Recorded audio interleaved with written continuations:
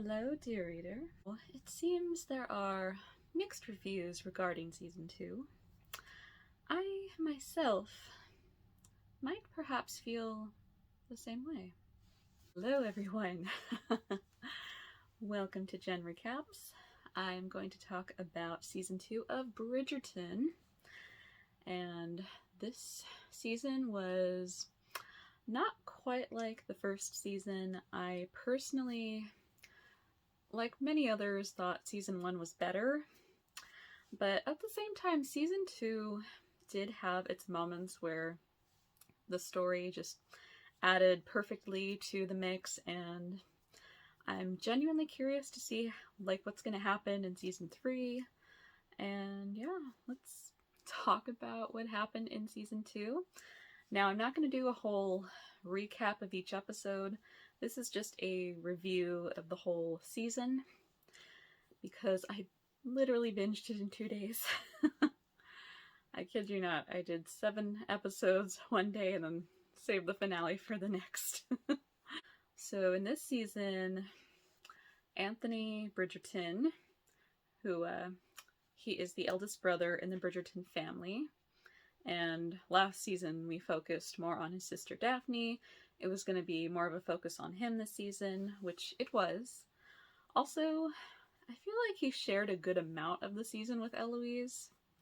I know it was supposed to be more his season, but I feel like they kind of shared it almost a good amount, because she at the same time was going through the same thing, like being promenaded through society, which didn't really happen with too many men, but she does find somebody, but we'll get to that. So yes, Anthony is finally trying to look for a wife after things did not go well last season for him, and basically he just wants to find somebody who's just going to have the title, who's going to be agreeable with him, and he's not looking for love. It's kind of a tricky thing for him, because a lot of the women do not meet his expectations. However, there is somebody who comes into the mix, but she is not your typical society woman. We meet Kate Sharma, who is more of a free-spirited young lady, and she is there in England with her sister. Her sister and their stepmother have come from India, and they're mostly just there to find Kate's sister Edwina a husband. Kate really has no interest in finding one. She mostly just wants to make sure that her sister is taken care of, so she's put her main focus on that. However, she is very she's very judgmental of the men who are paraded in front of Edwina, basically. And that includes Anthony, who she overhears talking about how he's just looking for an agreeable wife with the other guys, and she doesn't like what he says, and that is the start of their relationship. It's very... Honestly, in this season, I liked their relationship, but at the same time, I didn't. And I'm trying to figure out why that is.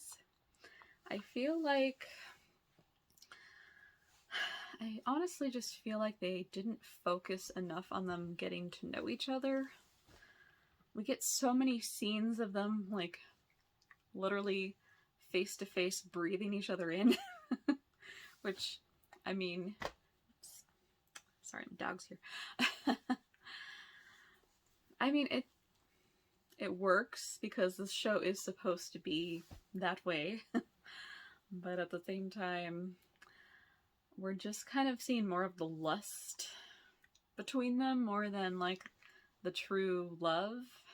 At least that's how I feel. And it just honestly, I don't know. There was just something missing. It just honestly felt like it took a while for the love story to develop throughout the season. I know they are supposed to be at odds with each other for the most part, and while he and Edwina are supposed to have a relationship, it's understandable why they couldn't really focus too much on his and Kate's, but at the same time, I don't know, it just took something away from it. And we only get like the last 2 episodes of the season for them to really like be connected. So I don't know. It's just what I thought.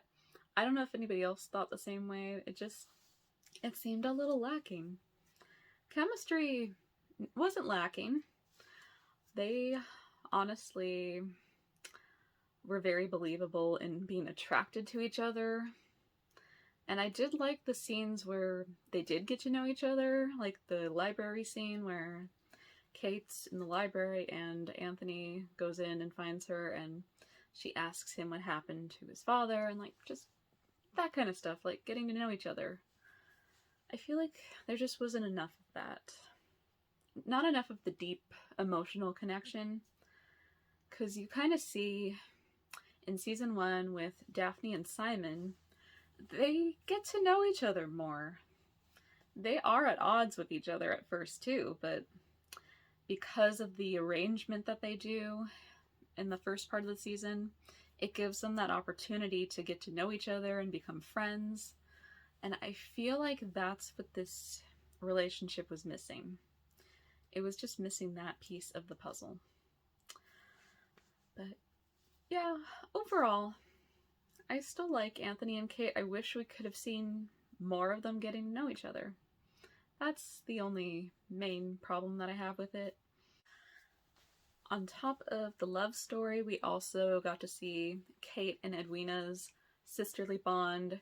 They're actually half-sisters because they both shared a father, but Mary, who is the mother of Edwina, is not Kate's mother. Her mother died a long time ago. I don't remember if they mentioned quite what happened to her. But they are still very strong and close as sisters. And I loved seeing that relationship too. It got tricky, of course, when it came to fruition that Anthony and Kate had feelings for each other. And this was literally right as Edwina and Anthony were going to get married, and she saw the connection that they had. So that was bad timing. But honestly, besides the difficulties that they have with that, they were really good sisters. Kate maybe was a little too controlling of Edwina's life, and that did get annoying after a while. But it was nice to see Edwina take control of her own life and tell Kate, like, I get to have a say in what I want, and now you should also focus on what you want, what you need. And that was finally what they needed at the end of the season, just to find happiness. So yeah, I thought the sisterly bond was great. Another relationship we got to focus on this season was Eloise and Penelope, who are best friends, and they really just, they're kind of there for each other because society, well, in a sense you could say society kind of rejects Penelope, and in return Eloise rejects society. She doesn't really want to play the part that everyone expects her to play, and Penelope wants that, but at the same time, the way that her family treats her, the way that society sees her, she just doesn't have that je ne sais quoi, as they call it. But honestly, Penelope is just so misunderstood. I want to like her character, but at the same time, she's really done some despicable things, like to her family, to her friends, which, I mean, I can understand the family, except Marina didn't quite deserve what she got in season 1, who we do see in season 2 for a quick second. She doesn't have the life she had wanted, but she's content with what she does. So it was nice to get a little update on that. But just Penelope, the way she has chosen to deal with her problems, maybe hasn't been the best solution. And as you all know, or if you don't, spoiler alert, she has taken on the alias of Lady Whistledown. And we get to see this season how she has accomplished doing that in secrecy. But it becomes more complicated this season because Eloise, she actually gets... The Queen assumes that she is Lady Whistledown, but of course Eloise isn't, but still her family gets threatened with this, and this is when Penelope has to use her quill to save Eloise, but she does it, unfortunately, in an awful way. She has to write something terrible about Eloise, and it's basically something that only Penelope would know. And this is like the first part that breaks their friendship, but at the end, the last episode, Eloise catches on to how Penelope talks about people at the party, and just something clicks in her in that moment, and she realizes, you're Lady Whistledown. And this effectively ruins their friendship. And it was a tough moment because these two have just been through so much together, but this is like the revelation that just completely destroys their friendship.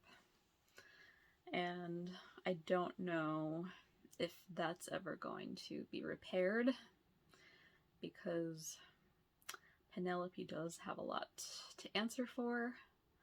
She supposedly had stopped writing articles after what she had to write about Eloise, but it is clear at the end she has not given it up, only because things just really went south in her life in that moment. And the one thing that gives her power, that gives her comfort in a sense, is being Lady Whistledown. So I'm sure we're going to see more of that in season 3. But like I said, Eloise and Penelope's friendship, I don't know if that is repairable. It just depends how things play out, I guess. I'm not sure, because I know there's books about these characters. I just don't know how things play out in the books. I think the idea is that we're not supposed to know Lady Whistledown's actual identity throughout the book series. People are saying we're not supposed to know that Penelope is Lady Whistledown at this point. But I think at the same time it adds an element to the show that is needed. Just, of course, to give it drama. But, yeah, I don't know. I don't know what my thoughts are on that entirely. I liked seeing it, but at the same time, I think having that mystery, taken away at the end of season 1, kind of... That's what season 2 was missing. It was missing that mystery. It was missing the element of surprise, I think, is what happened. So I don't know if the show can get that back. Because, I mean, obviously not with Lady Whistledown unless another writer comes into play. It would actually be kind of cool. Eloise takes on an alias. And then, her alias can duel with Lady Whistledown. Oh, that'd be interesting. I don't know if that's gonna happen. That's just my thoughts. But I don't know. Lady Whistledown is a complicated subplot. But of course, we are always happy for Julie Andrews to bring her lovely, lovely voice onto the screen. So if we continue to have her voicing Lady Whistledown, I will take it. I love Julie Andrews. And just to quickly bring up, I had mentioned Eloise had found someone. She found Theo, who works at a print shop, which actually does print the Lady Whistledown articles. But he doesn't know who Lady Whistledown is, but in trying to figure out throughout the season who she is, Eloise does bond with Theo, but it's a complicated relationship because he is not a man of society, and there's a lot of political situations they get into that would not be approved by the high society she is a part of. And at the end of the season, she decides not to see Theo anymore, and it seems their relationship is also broken. I don't know if she is supposed to end up with Theo. It's possible. But I don't know. I like the idea of his character being with her character because they're both radicals and they kind of challenge each other that way. Eloise is clearly not fitting in with the men of high society, which we pretty much saw coming. However, I don't know, I just didn't like Theo's attitude at times. Just the way he saw Eloise, because she can't help but be a Bridgerton, you know? That's just unfortunately what she was born into.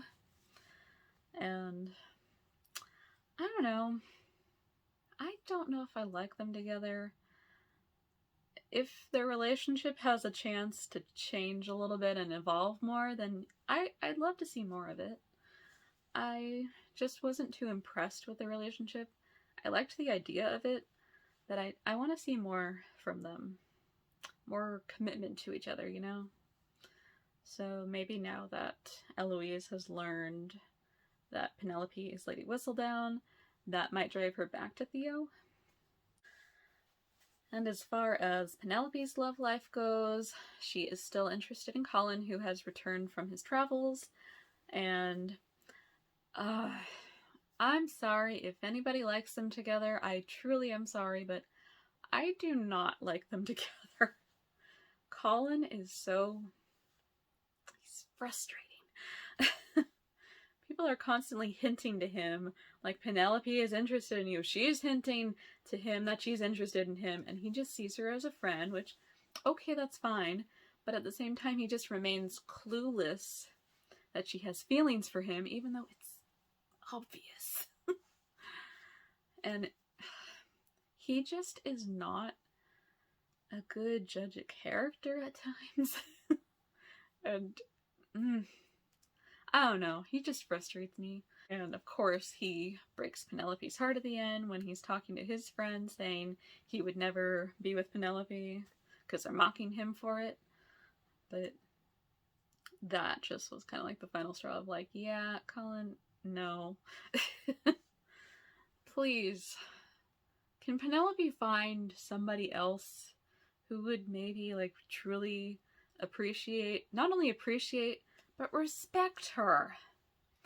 She has done a lot for him, slightly despicable things with her alias, but she's actually tried to be a good friend to him, and he just talks about her like that behind her back.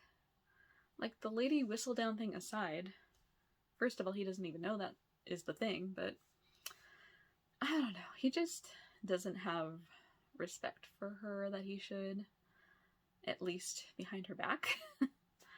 And I don't like that. I think Penelope could do better, personally. I don't want to keep seeing this back and forth between them in season 3. So hopefully, as bad as this was, hopefully this moment will teach her to move on from him, because I think it's time. And then, of course, there is the rest of the Featherington family. We get a new Lord Featherington, who is a cousin of the late Lord Featherington. And he, I'll be honest, I didn't like his character either. There was just a despicable nature to him, but at the same time, like, it kind of complemented Lady Featherington's despicable nature. And of course, they were teasing that they were going to end up together at some point, but in the end, she tells him to pack his bags and go because he clearly doesn't care about her daughters, and she actually acknowledges that she is a mother first. So that's maybe the one thing I will give Lady Featherington credit for. Otherwise, she's a hypocrite. The way she treats the Bridgertons after their scandals. Like, she was in the same place as them last season, and it's like the second you're on the other side of the tracks, like, you just forget about how you were treated and you continue to treat people poorly. And I hate that with the Featheringtons. Like, Penelope is the only genuine one, even though she has her other side to her. But for the most part, she means well. The other Featheringtons are just so snooty. And I know the show needs that to give like a little bit of a balance between them and the Bridgertons. Not my favorite family, but they add drama, they add quirkiness to the show. So you gotta give them credit for that. Speaking of the Bridgerton family, we get to see more of the siblings' adventures, like just in subplots. We do get to see Daphne again, and she has her son with her. No, we did not see Simon. A lot of people were wondering, like, oh, maybe he'll just make a quick little appearance, but no, he did not. Which, it's fine. The actor who plays him found work, and that's good. He's got other opportunities, and maybe we'll see him in another season. I think that's possible. I mean, at least they mention him at the beginning. So he's still technically in the universe. Yeah, their little boy is so cute.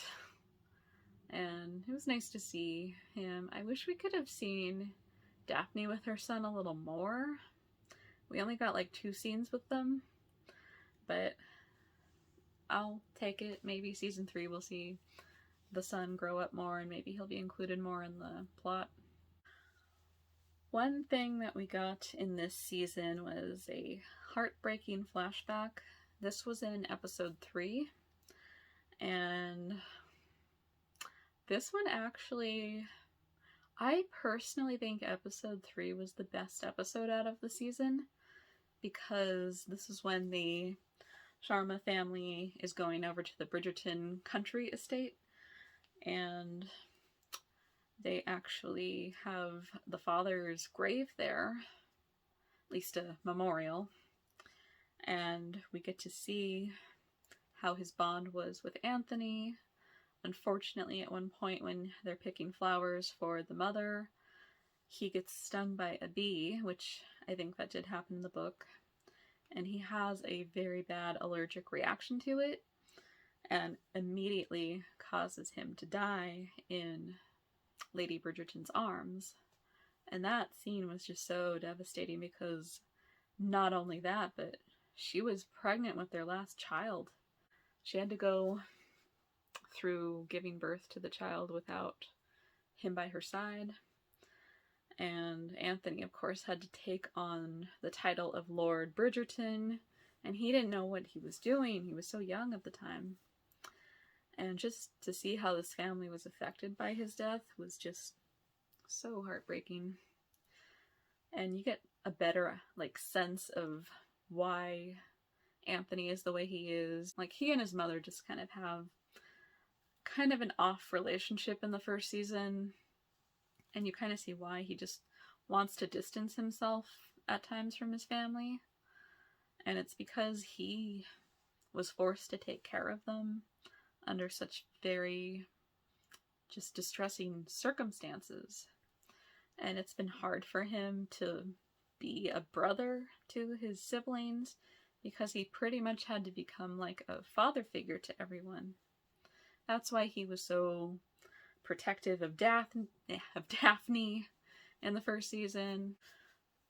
You just understand Anthony more when you see what he went through, losing his father and having to take over the Lord Bridgerton name.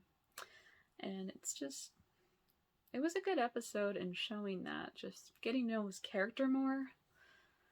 And of course, Kate kind of gets to learn a little more about him because he mentions to her how his father died, and at one point she gets stung almost in the same place by a bee, and this causes him to have a panic attack for her, and this gives her a moment to see like his vulnerability, and she tries to comfort him, and this is when they have like their first real moment together, like just seeing eye to eye and seeing the care that they have.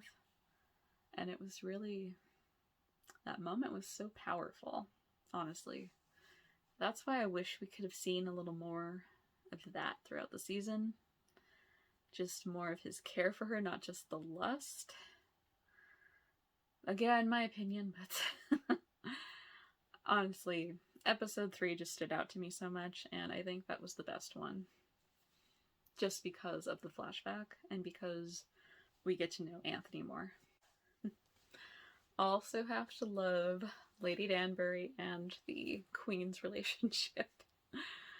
They have a complicated one, but at the same time, the Queen kind of confides in Lady Danbury a little bit, which is surprising. But also at the same time, if the Queen's expectations are not met, Lady Danbury has to watch out. And Lady Danbury was actually the one who was hosting the Sharmas, and that is where some of the drama came between them, especially during the wedding. But honestly, it was just so good to see her again, and she's wise. She knows what she's doing, but the season also shows that even she is capable of making a mistake, like when she invites the grandparents over, the Sharma grandparents, or were they the Sheffields? I forgot which side of the family they were on. But, oh, mother's family, so Sheffields, I believe. But yeah, she invites them to make amends with their granddaughter, and things do not go well because Kate made a deal with them, which is why she was trying to get Edwina a suitor, and this all just comes crashing down during dinner one night, and Lady Danbury just kind of messes up her relationship a little bit with Lady Bridgerton, but of course they make up. Things take time to repair, but their families are in good standing by the end of the season. But it was just, it's oddly refreshing to see a character that knows what she's doing, who's perfect, make a mistake. She's capable of that, which it happens. So it was just kind of nice to see that. She is an awesome character. I can't wait to see her for season 3. Just a quick mention of the cast here. Jonathan Bailey and Simone Ashley as Anthony and Kate. Like I said, I think it was just more in the writing, but their chemistry was really good. I loved seeing them together. I could feel my heart pounding every time they were on screen together. I'm like, oh, is this the moment? Is this the moment? Nope, not till episode 6. Okay. But yeah, like what they were given with the material, like I said, I wish I could have seen a little more emotional depth in the connection, but there was some of that, like I said, with the bee sting moment, and just every moment that they had together, the chemistry, like I said, was amazing.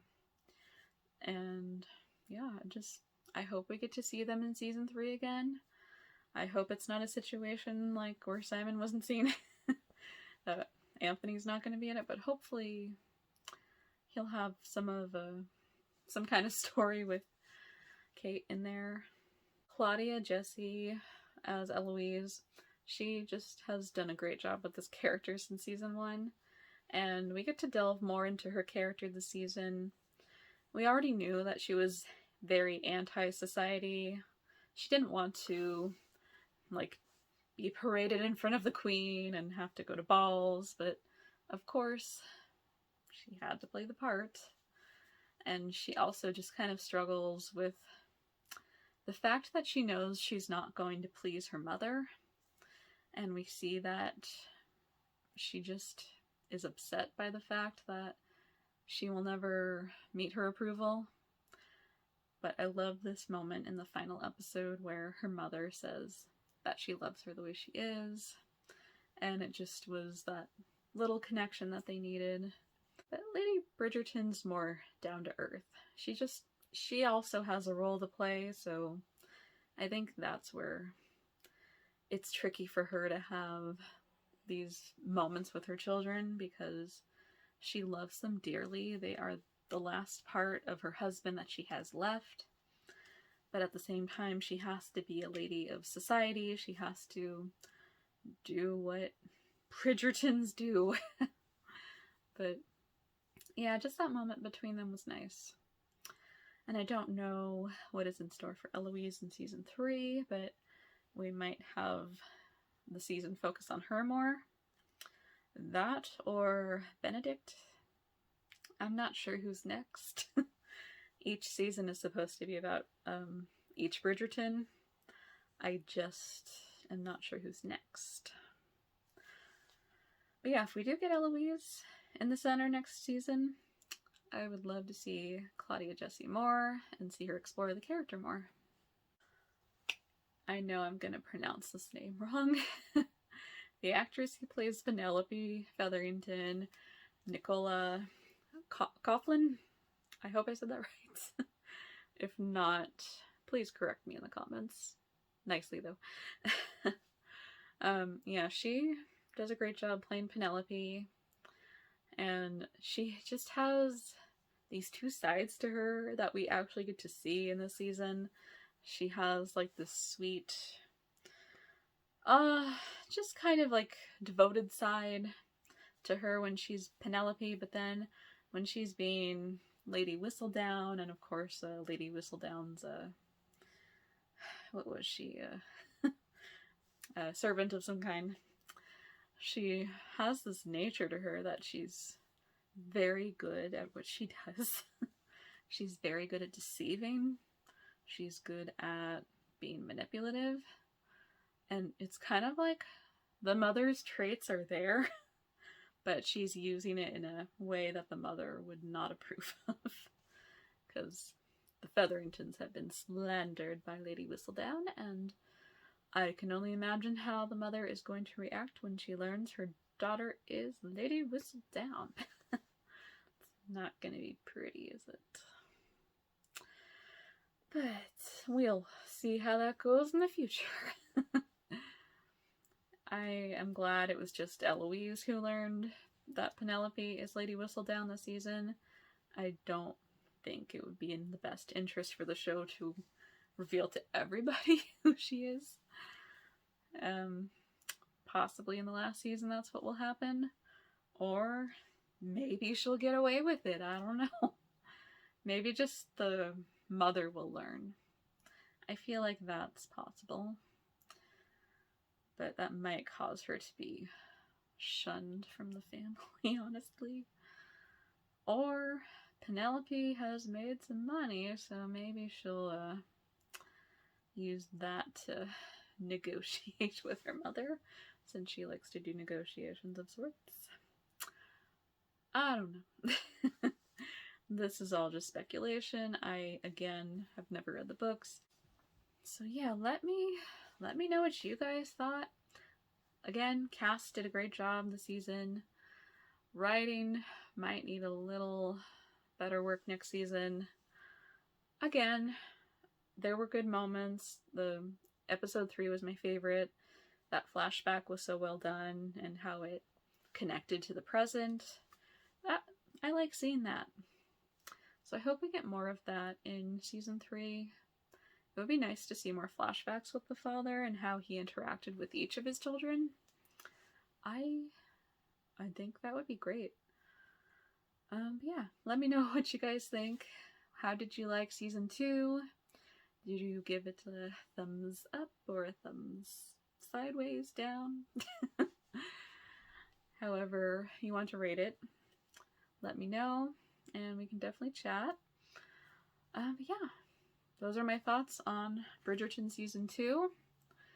If I had to give it a rating, I would give it a 7.5 out of 10. Because overall it was good, just missing some elements, I thought. Yeah, let me know what you guys rate it too. And if you watch Outlander, I do Outlander videos. I do each episode with that one because it premieres each week. So it's a lot easier to do a single episode that way. And yeah, go check out those videos. I would love to chat Outlander too. Alright everyone, thank you for joining me in talking about Bridgerton Season 2. Bye!